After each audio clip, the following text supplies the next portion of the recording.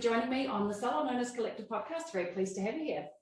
Hi, Larissa. How are you? Thanks for having me. Pleasure is mine. Good. I'm looking forward to our chat, but let's start with, Eric, where are you in the world? What do you do? How did you get to be doing this? Tell us your story. I am in the lovely city of Los Angeles, California right now. Looking outside, it's sunny and a little toasty where this is summertime. And my office is here. This is where I spend most of my time. I also live here, of course. But backing up to give you kind of my origin story, I'm from Dallas, Texas, and grew up there, the son of an artist, an oil painter mom, and a business person dad. My dad was in the real estate business, had a small kind of single operator real estate business. And I grew up in this household with two very different influences in my mom and my dad. And I think that that was the same influences that my brother had. My brother was older, and he kind of he was driven to combine the artistry and the kind of the practicality of business in the same way that I was. But his answer was to become an architect. And he did that about 4 years before I got off into the world after college. And my answer to combining the artistry and the pragmatic nature of business was to get into a business like the hair salon business. And so my story about how I found the hair salon business is kind of interesting. I was soon to graduate from college. I didn't want to get a job somewhere. I wanted to go and create something and do something new, kind of how my mom works for herself and my dad works for himself. And so I kind of wanted to work for myself. And I went off to try to find something that I was interested in. And the first kind of introduction to the industry was when my girlfriend at the time, her hairdresser moved to a studio-based salon in Dallas. And she went and she got her hair cut for the first time in the salon. And she got home and she called me and she said, "You got to check this place out. It's amazing. It's a different kind of salon. And, you know, I loved it, and you should check it out." It was 5 minutes from my parents' house. And so I jumped in the car, I drove down there, and I walked in the salon. It was a large salon, about 10,000 square feet. I had about 50 studios in there, each occupied by a beauty professional. And the founder of the concept, who's a barber, was there. And I told him that I wanted to get my hair cut. And he walked me around the salon, and I said, "Well, this is really an amazing place." And none of the hairdressers could take me at the moment. So I stood with him and talked to him for about 2 hours. And at the end of the conversation, I said, "Look, I love your business. I just graduated from college. I would love to just kind of hang around. I'll work for you. You don't have to pay me because I know I'm not going to be of much value. I'm going to be learning more from you than I'm going to be giving you in value as an employee. So if you don't mind, I'll just hang around and help." And he said, "Sure." And so I spent a year doing that while living at home for free. And during that year, I learned the salon business. I learned what makes hairdressers happy. I learned what makes clients happy. And I basically said, this is the place for me. It's a perfect combination of art and kind of the necessity of business, kind of like what I got from my dad. And so I said, "Thank you very much, mentor. I'm not going to compete with you. I'd like to put up a salon, but I'm going to move." And so I moved from Dallas to Los Angeles, and I put up my first salon. Salon Republic is the name of my business. And I put up the first salon in Studio City, California, just a suburb north of Los Angeles, in 2000. And so you want me to keep going? Yeah, this is absolutely. Yes, please take us to today. That would be great. Sure. So I opened that salon December 1st, 2000. And I was the only employee for, the first 3 years. It was an 8,000 square foot salon.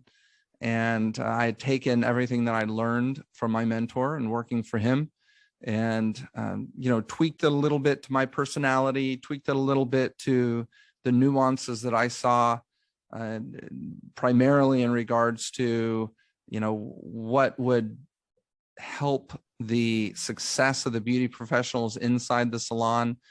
And that's what I built. 8,000 feet, about 40 studios in there. Some of the studios are larger, so there we had teams of people working within the larger studios. Some of the studios are, about 120 square feet or so, and occupied by single hairdressers. And I didn't have a lot of money to build it, so I laid the floor myself, built the cabinets, hung the cabinets myself for many years, until I was able to, get enough money to get professionals to actually do that kind of stuff for me. I did the janitorial myself. I cleaned the toilets, I vacuumed the hallways, and all the other things that you have to do when you're starting a business and you want to make it successful. Nothing was above me then, and frankly, nothing is above me now, 22 years later. The goal was then, and the goal is now, the happiness and success of our beauty professionals, and we try to do that by offering them the best possible working environment. And so, if that means me bending down and picking up a little piece of trash that nobody else noticed, on the ground, then that's what happens, and that happens every time I'm in the salon. So those were the early days. So to take you to now, let's see, 3 years after I opened that first salon, I hired my first employee to run the salon at the front desk. And she was actually a girlfriend, which was a bad decision. There are many, many bad decisions that I made in those early years. And, but maybe they were good because I learned from them, right? This is the reality of going through life. Is many of our mistakes are things that we learn from, and then we use for the rest of our lives to avoid future mistakes. And so I will never hire another girlfriend. And so she worked for me for a period of time, and then I professionalized the operation a little bit. And so I went off and opened up my second location. And then a number of years after that, I opened my third and fourth. And by about 2012, I had, I believe, about 5 locations. And then from 2012 to where we are now, 2022, we've grown to 24 locations with 2,500 beauty professionals in 4 states. And so this office that I'm talking from right now is in Woodland Hills, California, just north of Los Angeles, kind of a, satellite suburb of Los Angeles. And we've got about 60 employees, some based here in the office, mostly based out in the salons. And, but we manage from this location, and we do our thing. I love it. That's really, really great. One of the things I wanted to discuss is, how things have changed, particularly in the last 3 years. What's your perspective on business prior to I guess 2019, before to today? Like, what's changed for you in particular? What's your experience of how the industry has shifted? Well, what's changed for me is, look, the COVID period was horrible, of course, for all salon owners everywhere. We, as salon managers, had to contend with Gavin Newsom here in California, our illustrious governor, who doesn't like our industry. I think it's been well documented. He, with zero proof, blamed a nail salon for having been the initial point of contact or maybe gateway for coronavirus into the population. He blamed a nail salon. And of course, it's impossible for him to have known that, and it was stupid for him to say. But he said it, and he said a series of other stupid things since then that tended to blame our industry. And I think he found our industry easy to blame because we're relatively unrepresented versus so many other industries that are unionized and constituents of his around. So We were closed here in California longer than any other state in the United States. We were closed for a total of about 10 or 11 months if you include the facialists. Salons were closed for about 6 weeks less than that in aggregate over the COVID period. The organization called the Professional Beauty Federation of California sued Governor Newsom in spring of kind of early summer in 2020 to reopen salons. And the day that Governor Newsom's response was due in court to that lawsuit, the morning of, he reopened salons. And that was not covered anywhere in the media. And it was, of course, not a coincidence at all. Or it was not unrelated. It was entirely related. And then the second time that he closed down salons, by the way, about a month later, when a judge had indicated that he would have ruled in favor of the state of California.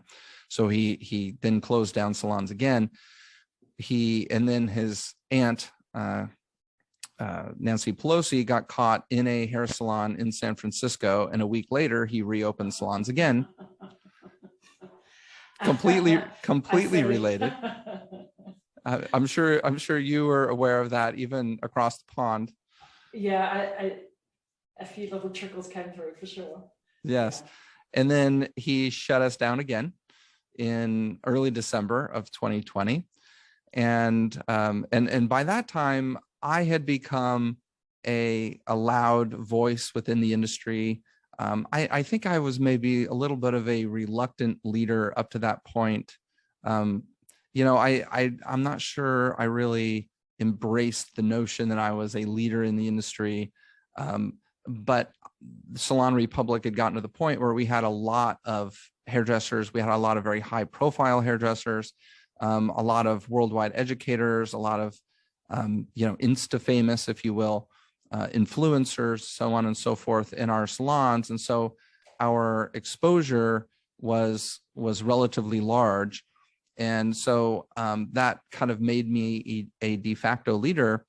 And then when the COVID thing happened, very few companies, if any, frankly, were complaining that the salons were shut down. The large companies, whether it's the large, employed chains, Sport Clips and Great Clips and Supercuts and places like this, they were mum during the entire process. They were afraid of engaging on a political level, on a large scale. They were afraid of any backlash that would happen. And, this is one of the things that we saw around the world, is that the larger companies were unwilling to stick their necks out in many cases for fear of what would happen to them.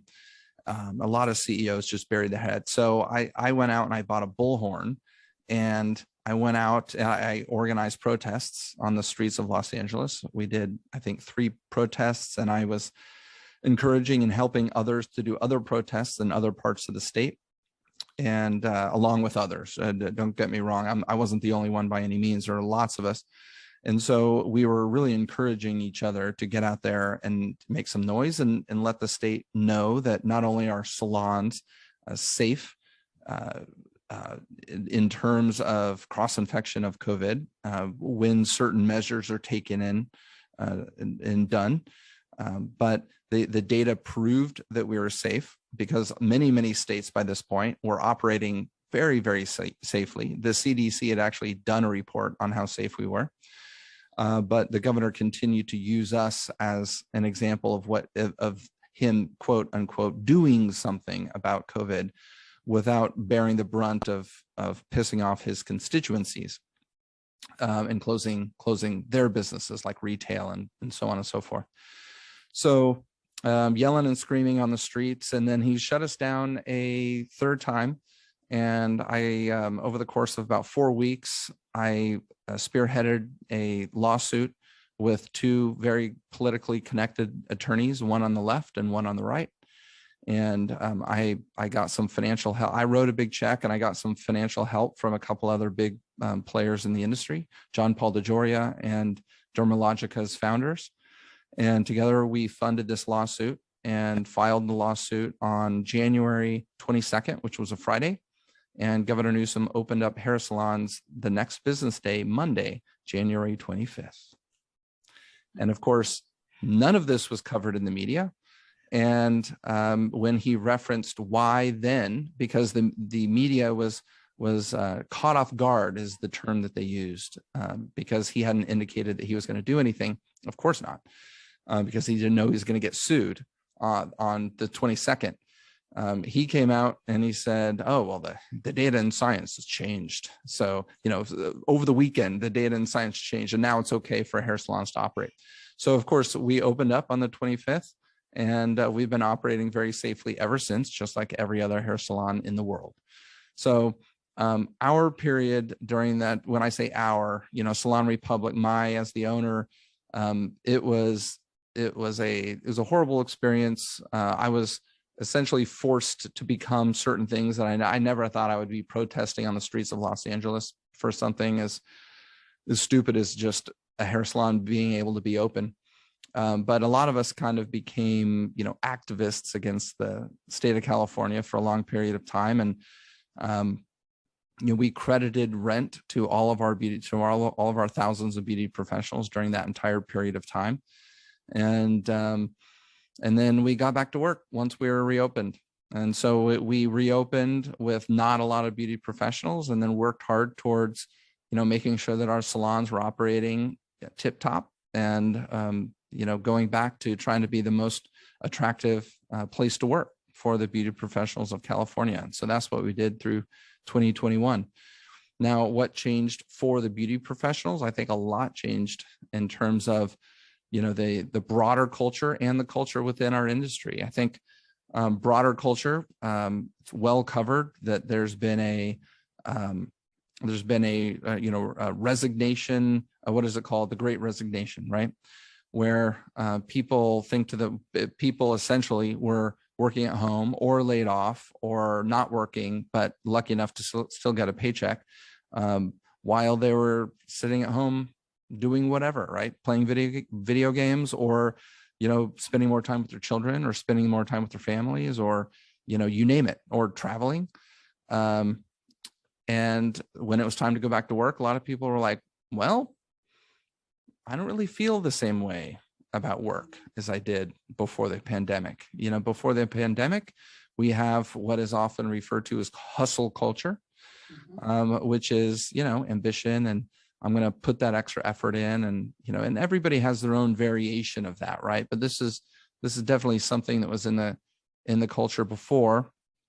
And then through this kind of lull of 2020, through the COVID period, you literally couldn't do it. You couldn't hustle. It was illegal to hustle, right? Almost.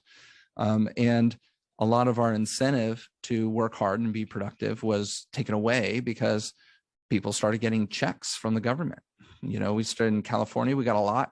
Everyone in the US got a lot. I know you guys in the UK got a lot. And depending on where you were in the United States, you got varying degrees of free money. And so the combination of not being able to work and getting free money does something pernicious, I believe, to one's incentive to be productive. And so what we got coming out of it was a lot of people who didn't want to work, and they had the luxury of not working because they had extra money in their bank accounts. I mean, many of our people and many friends that I know have never had that much money in their bank accounts in terms of savings, right? Because they had not been going out to eat, and they had not been spend the money. Yeah, there was nowhere to spend the money other than, Netflix and Amazon, and you could only spend so much there. And alcohol, certainly the alcohol industry did pretty well for, off-site sales. But long and short of it is, I think the hustle culture that existed pre-pandemic had turned into what should I call it? Maybe euphemistically work-life balance, right? Work-life balance. And so, and just kind of like hustle culture is very subjective to each individual, so is work-life balance. So some people consider, the very positive sounding thing of work-life balance as being, I'm going to do whatever I want 90% of the time, and I'm going to work 10% of the time, right? And then other people consider work-life balance as being, I'm going to work 90% of the time and do whatever I want 10% of the time. But I think certainly in general, over the population, you had people who were spending more time not being productive and less time being productive. And so how does that affect our industry?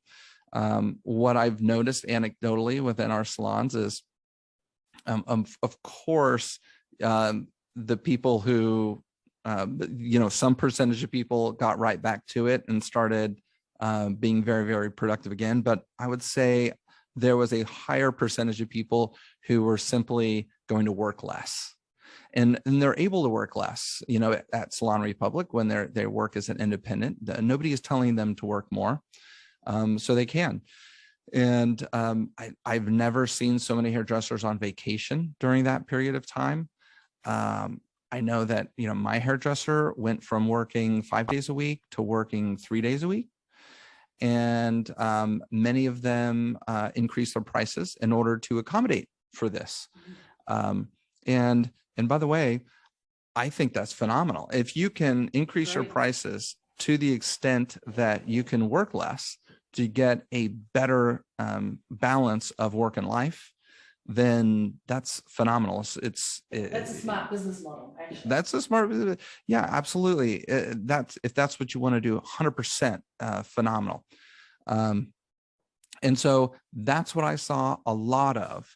Now, I think some of that is reverting to a normal balance over the last, year, let's call it, slowly but surely, very gradually. I'm seeing less vacations. I mean, I know some people who are spending a week, a month on vacation, and I've never seen that in 22 years or 20 years pre-pandemic, never seen that, right? And all of a sudden, like, this person is on vacation 25% of the time. And of course, I'm like, I'd like to be on vacation 25% of the time, but that's just not my nature to do that. But people were able to do it, so good on them. So that's basically what I'm seeing now is kind of a slow, gradual reversion to kind of a normal type of work-life balance, although not close to back to where we were in terms of that pro-work balance that existed pre-pandemic. Yeah, I would agree with that. We're here in New Zealand and Australia, we're a little behind in terms of we weren't as closed as long. Our country was shut down for a long time, so we couldn't travel. And so now that the floodgates have opened, we're still dealing with sickness and people off, and so we're kind of at a different phase. But it's sickness based rather than I'm on holiday based. But this is the challenge now, I think, not only for those that are trying to build teams, but also for clients. There's just not the availability. The price has gone up. Nobody wants to work late nights and Saturdays. I wonder what is the future for the experience for the client when we want this work-life balance, but actually clients still need us to be available. Is this something that you're challenged with or experiencing? Absolutely, 100%. The client experience, I think, has suffered tremendously on average, right? I don't want your listeners, because sometimes my listeners get mad at me if I make some blanket statement, right? Of course, there's always exceptions. I'm just more so than before. I think on average, the customer's experience has suffered. And I see it within my own scenario. My hairdresser, he makes his schedule available for 3 days every 3 weeks. Okay. My wife, who goes to a few different hairdressers, she has trouble getting in to an appointment Now, that's my wife, right? Who has access to thousands of beauty professionals, right? I can only imagine what it's like for the normal person. She has trouble getting in because the hours have been reduced. And of course, yes, prices have gone up. I've been strongly encouraging, our beauty professionals at Salon Republic, as well as all of our listeners in the English speaking world. And we have listeners in Australia as well. I've been strongly encouraging all beauty professionals to raise their price because we have this thing called inflation, which hasn't been this high in 40 years in the United States. And I know it's not just in the United States, it's all over the world. And I don't want our beauty professionals to get left behind in terms of their financial wherewithal. So I've been strongly encouraging them to raise their prices. And, maybe that has been also a factor in a beauty professional reducing the number of hours they work. Maybe they realize, well, I raised my price and none of my clients left. In fact, people are still calling me and I don't have to work as much, But yeah, I know you guys were shut down for a long period of time there, and it's interesting to hear about how it's affected you. Yeah, for sure. And now the fallout for the client experience, just people to serve the clients. Yeah. So I think in a way it's actually lifted and raised the industry. And before, I know that it was, just a hairdresser, or it wasn't necessarily an industry that people wanted to get into or wanted their children to get into. But I think it's given people a new perspective that actually this has raised the view of how we're seen as professionals. Would you agree? I would totally agree. Totally agree. In the depths of the closures and the quarantines here, just as where you are, each hairdresser who has a book of business was getting hit up by at least, a decent percentage of their clients who are saying, hey, how can we make this happen? I know we can't go to the salon, but, could you please come to my house? I'm willing to pay you more money. Sneak in my back door. Yeah. Sneak in my back door, work illegally, et cetera. And so I think that, from a standpoint of, what is the term?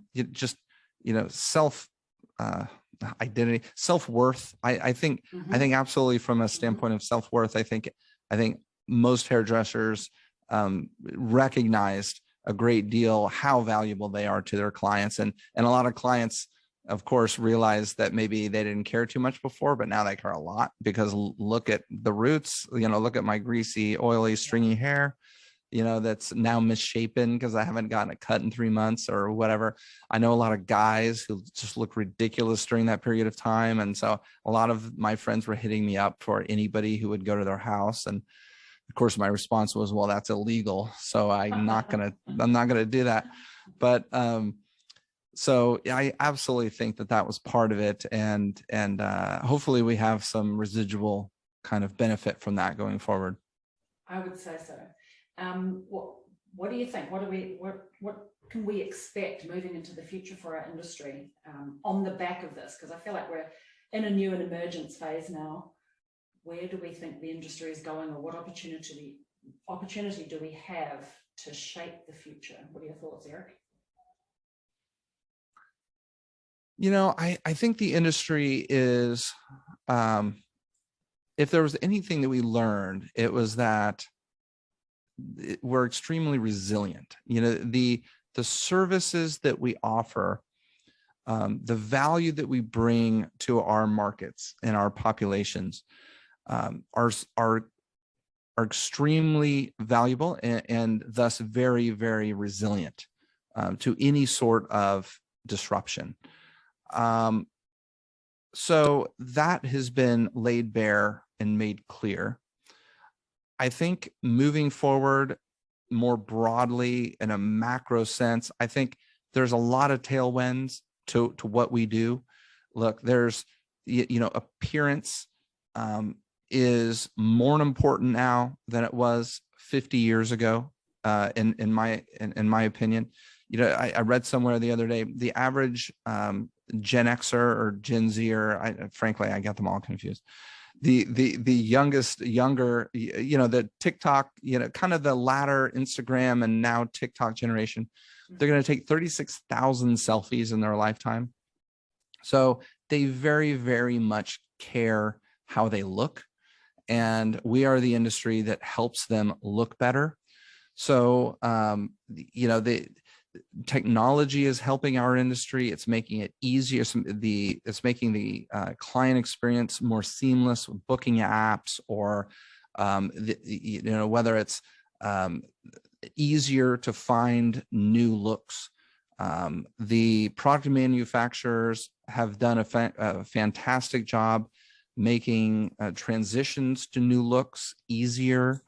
Olaplex, of course, did a great job of that 2014, 2015, and has been doing it through the years. Now, of course, we have Olaplex competitors in K18 and others who are making kind of more dramatic transitions possible.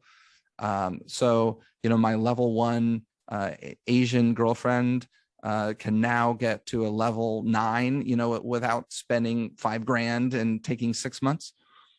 Things like that are very good for the industry. And I always like to say, frankly, one of the main things that I said when I decided to get into this industry, I said, don't bet against vanity. I will never bet against a person's desire to look good. And so that's going to be a tailwind in our industry for a very, very long time. Yeah, I love that. I really agree. And I think it's one of the things that are future-proof. I think about the work-life balance and the ability to order everything online and have it delivered. I know in my household, I have teenagers, and packages at the front door are an everyday occurrence. Yeah. And it's quite commonplace, whether it's the food or their latest gadget. But going to the salon for an experience is one of those things that we can never take that away. It's something we have to leave the house. We want to look good. And so I think the future is bright for sure. The technologists have tried to develop computers to cut our hair or to color our hair. And of course, there's the Flowbee. Did you guys have the Flowbee down under? No. Okay. No. Well, if anyone, if any of your listeners care enough, go online and just search for Flowbee. And I'm not even sure how to spell it. It's probably FLOWBI or BY or something like that. Flowbee. And the Flowbee is essentially a vacuum cleaner with, you know what I'm talking about? And it has an end on it, and almost like measures the length. Right. Around kind of thing. Yeah. Right. And cuts the hair. And so, the Flowbee came out decades ago and is a joke. And then I now and then see glimpses of people trying to solve this problem with robots and such, but I don't think that it's ever going to happen.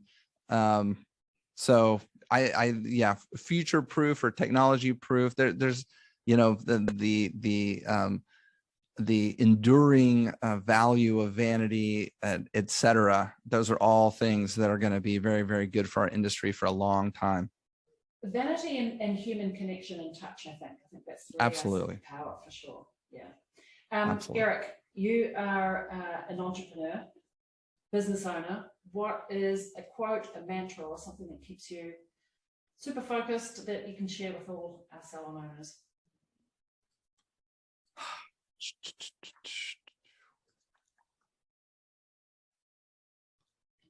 Sorry, I'm going to take a little time here.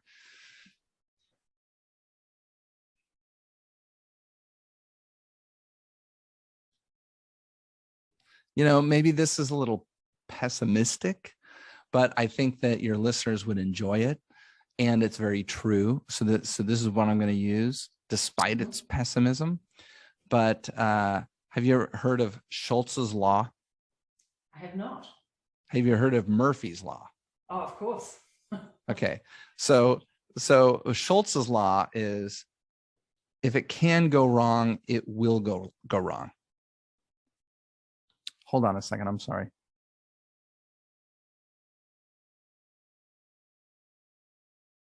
So I'm going to say that again. Schultz's law is if it can go wrong, it will go wrong. And I almost want to phrase that in a positive sense. Obviously, it's overtly negative, but it's positive if you think about it in advance of things going wrong. And that's the value in it. And this was one of the reasons I'm saying this in response to your question is because this was my mentor's favorite thing to say was Schultz's law. He said Murphy was an optimist. If it can go wrong, it will go wrong. And so why is that positive? It's positive because going back to when I was starting my business, if I recognized how easy it is for things to go wrong, then I can put in extra effort to make sure that they go right. And, that's been a tremendous benefit to me. And I think I probably, if I thought about it, in that literal, I think I probably still have that frame of mind on many of the things that we deal with on a daily basis. When you have 2,500 beauty professionals and you have tens of thousands of clients coming in every day, things go wrong constantly. Things go wrong. But if you think about it and you expect them to a certain number of things to go wrong, then you can prepare for them. And so when they do go wrong, they don't kill you. Yeah, I love that. It's kind of like prepare for the worst, expect the best. Yeah. But you have to be a realist about things will go wrong. Hold on. I'm gonna maybe throw out a better word. Hope for the best. Don't expect the best. I don't think you meant expect the best. Hope for the best. Prepare for the worst. Yeah, for sure. and it definitely takes more effort to do that. But I think this is one of the differentiators between people who do well over time in their lives and people who don't. Yeah, I would agree with that. Although I've never looked at it that perspective. I think that's great. Thank you. Eric, what is a book you've read recently, maybe a podcast or someone that you found to follow that you think all salon owners should get their hands on or ears on? Other than your podcast, of course. Well, look, my favorite book is Good to Great. And Good to Great is a very well-known business book. It really is. If we're talking about salon owners, then it's very appropriate. If we're talking about just beauty professionals working behind the chair, maybe not as important. Still, certainly anybody who likes business and anyone who's working behind the chair is in business, of course. But salon owners particularly will like this one. Have you read it? I have. Yeah. Yeah. It continues to be one of my favorites. I read a lot of Jim Collins books. And this one, I still I can't get enough of it. It is so good. One of the things, just to give the listeners who aren't familiar with it some idea of what it is, one of the things, essentially what they do is they spent I don't know, I could be wrong here, but something like 10 years. Jim Collins, who's I think he's a business professor or somebody like that. And he and his team of several people spent 10 plus years researching companies that, of course, got better over time, got great over time. And they compared those with companies that failed over time. And they tried to figure out what the difference was. And a lot of the findings, a lot of the conclusions were not what you'd think. And for example, for the leaders who were able to take their companies from good to great, were not the swashbuckling, high profile, super highly paid, publicity loving types of leaders. They were the ones that were more modest, more quiet, more all the qualities that they talk about in the book. So I'm just going to leave it at that. It's a fantastic analytical work on what it is to be really good. And I think one of the reasons why I like it so much is because it's antithetical to a lot of the things that people think being successful is, mostly fed by pop culture and, these stupid Instagram accounts with the slick guy who's always getting on and off of his quote unquote private jet and all this other bullshit. It's not that, it's not that. So anyway, good to great. Great. Good recommendation. I'll put the link to that in the show notes of this episode. Eric, I know those listening want to stalk you, find you. Where can we find you? Best place is Instagram, love Eric Taylor, Eric with a C. And I have a weekly podcast show called the Hair Game Podcast, and 5 years running, and haven't missed a week in about 4.5 of those years. The first 6 months, I wasn't sure if the plane was going to get off the runway. And then since then, we've been very consistent and trying to do a better and better job every week. So that's called the Hair Game Podcast, available everywhere, of course. My company is called Salon Republic. We're primarily in the Western United States. Salon Republic has an Instagram account. The hairstylists might appreciate, the type of content that we put up there. And I'm also the chair of the Professional Beauty Federation. This was the organization that I mentioned at the top of our episode here that sued Newsom. They asked me to chair the organization after the COVID period. So I said, yes, thank you very much. That's an amazing honor. So I'm the chair of the Professional Beauty Federation of California now. And I think that's I should totally know the Instagram. It doesn't matter. You can see it on my Instagram. Love Eric Taylor. Amazing. Appreciate your insights, your thoughts, words of wisdom today, Eric. Thanks for joining us. Thank you. Thank you, Larissa. My pleasure. Thanks for having me.